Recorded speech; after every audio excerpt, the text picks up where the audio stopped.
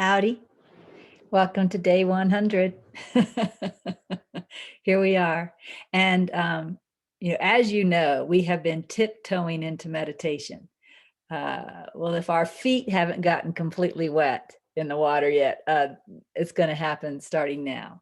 We're going to start focusing a little more on meditation, staying in meditation a little longer, and we're going to use the do nothing method that Leo taught in the video we watched this weekend.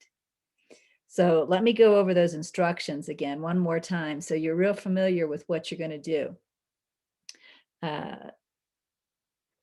Leo mentioned that, one of the great advantages of this type of meditation is that it's easy, which it is, and it's enjoyable, which it certainly can be. I find it enjoyable. He pointed out that thinking is not in our control. And that was really part of the point of staying in the warm, dry place meditation that we did last week. I don't know if you remember what was said on the first audio that you listened to, but it talked about the rain being like the thoughts, right? And you can't stop the rain. So you just let the thoughts be there. But at the same time, we are attempting to stay in our warm, dry place, kind of stay back, not attached to the thoughts. Well, we're going to go into the do nothing meditation. And it's going to be similar but different. So let me go over these steps again. The first thing that Leo mentions is getting in a comfortable position. I like to have my feet up, but it is kind of important to have your spine straight. So like I sit right here in this chair when I meditate, and I have a little footstool that I put in front of me, and you can see that I'm setting up straight. I'm not all, slouchy, right? So you kind of want to set up straight. Sometimes I even take a pillow and I put it behind me, which helps me set up even straighter, right? And then I put my feet up.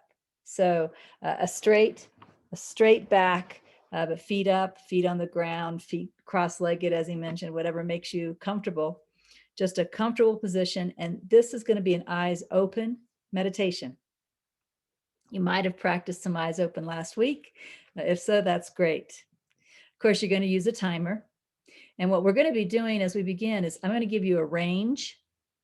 I'm going to ask you to meditate for 12 to 20 minutes. And those are both minimums. Everything within it is a minimum, which means if you want to meditate for 30 minutes, 45 minutes, an hour, go ahead. But I'm going to ask you each day to pick the minimum amount of time you want to meditate, with that minimum being somewhere between 12 and 20 minutes. And you'll set your timer for your minimum amount of time. And then if you want to stay longer after the timer goes off, go right ahead. Or if you need to set a second timer for an hour or whatever to make sure you don't stay too long, go right ahead. Remember, the Insight Timer app allows you to have interval time as well as a final time. So you could set more than one timer if you want to. But again, you're going to set a timer. You have some choice in what that minimum amount of meditation is going to be per day. And then you're going to center yourself in the present moment. And when you center yourself in the present moment, you have a few options that you can use. One, you could practice just for a couple minutes the brain relaxation meditation that we did in the very, very beginning, where you kind of just pay attention to the feelings in the mind and kind of let the mind rest. You could do the appreciating life meditation, where you're just kind of being aware of the different sensations in the body, right? You could watch the breath, as Leo suggested. Take a couple of deep breaths and then pay attention to the breath and the natural breathing for a few seconds. You could tune into the inner calling in the heart, the open heart, and pay attention to that. But in some way, you want to center yourself. Once you feel like you have centered yourself, then what you're going to do is you're going to relax and begin the process of doing nothing, which really means allowing everything to be exactly as it is. Buddhists call this aimlessness sometimes, right? Adyashanti calls it allowing everything to be as it is in a very deep way. So you're going to sit still with your eyes open. he mentioned you're going to kind of defocus your gaze, right? It's not a sharp gaze. It's kind of a soft Buddha eye. Defocus your gaze. I usually sit with my hands kind of touching in my lap. You're going to sit and you're going to look straight ahead. And then you're going to begin the process of allowing everything to be exactly as it is. That includes any thoughts that show up. Of course, that includes any emotions that show up. That includes any noises that may happen in the outer environment, any types of sensations that may arise in the body. What you are doing for your 12 to 20 minutes or longer is you are just being present as the observer with whatever is. And you're letting it be, whatever it is, exactly as it is. As I mentioned, Adyashanti calls it allowing everything to be as it is in a very deep way. Of course, the hitch here is we have to let go of control. You know, the ego really is control. So we're letting go of the ego as we sit here, allowing everything to be as it is. You know, Leo mentioned that when he begins, he kind of likes to say to himself, now I'm doing nothing. You know, I would probably say something like, now I'm allowing everything to be as it is, and I will be present for it, or something like that. You know, it doesn't really matter what you say. Some kind of an intention may help you. He says you want to let go of control over everything, including your attention and your mind process. And you want to accept everything as it is, including your mind processes, regardless of whether they're positive, whether they're negative, whether sleepiness arises, whether it just seems boring or whatever. But again, we're keeping our eyes open, our body still, gazing straight ahead. And that's it. That's the meditation. You know, primarily we're letting go of control, letting go of the urge to control. Also letting go of judgment, right? We're not judging whatever arises. We're just being. We're abiding as the observer of whatever is present. He also mentioned as a tip to relax your jaw. And he said during meditation, it may become tight again. And when you notice that, just relax it again. And I've noticed that my jaw becomes tight when I'm meditating. So relaxing, right? Just noticing that you relax the jaw. He also mentioned don't judge your progress. And in fact, there's a famous quote, I believe it's from Nisargadatta, that says, progress may be imperceptible to the practitioner, which means when you're meditating, you aren't able to judge how successful your meditation is. You really don't even have that ability. The mind thinks it does, but you don't. So, you know, Michael Langford says, the practice is the progress. Which means if you're sitting down to practice every day when you're asked to sit down to practice through this curriculum, the fact that you are actually doing it, that alone is the progress. Don't judge whether it was a good meditation day or a bad meditation day. Just sit down and do it every day. And that consistency alone is the progress. So that's what we're going to be doing.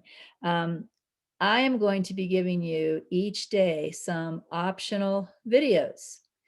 I call them do nothing videos. They're not highly entertaining.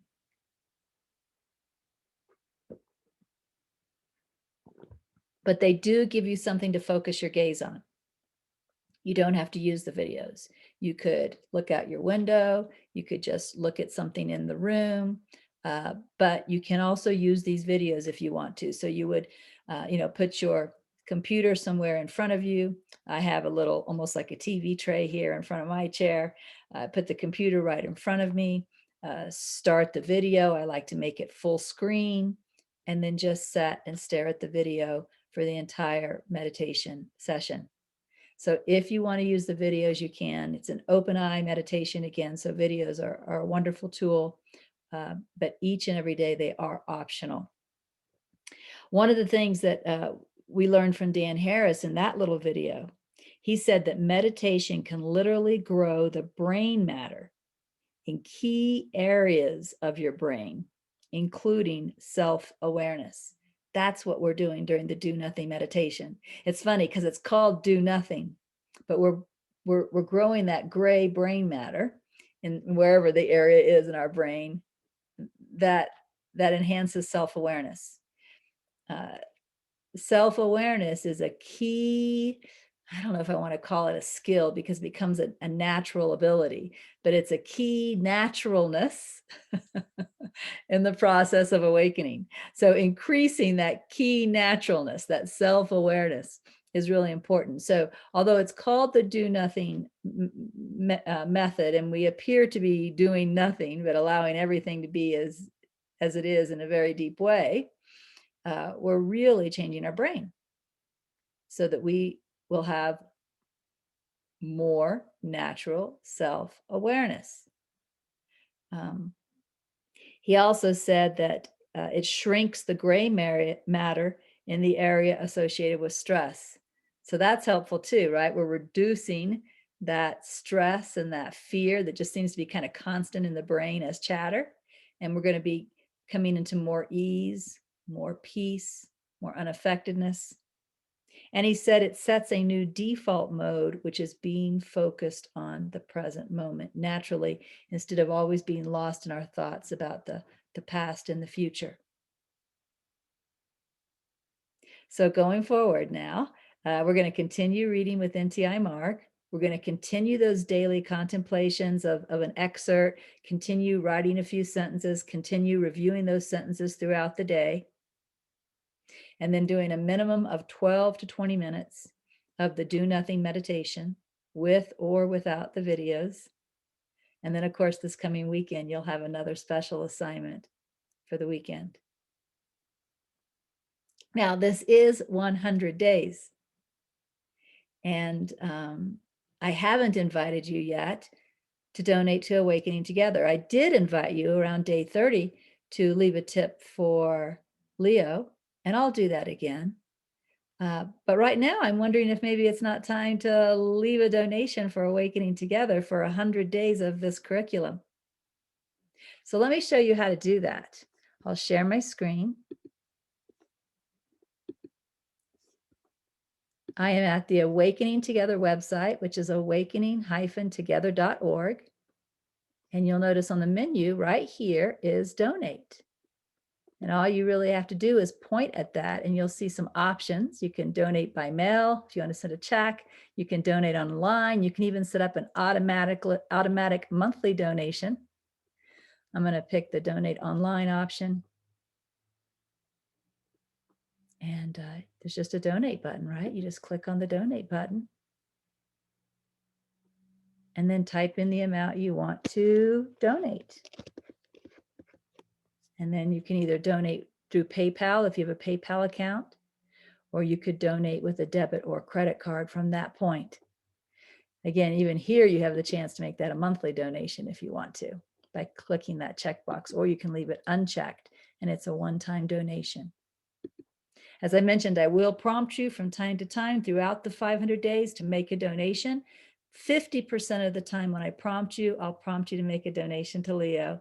And 50% of the time when I prompt you, I'll prompt you to make a donation to Awakening Together.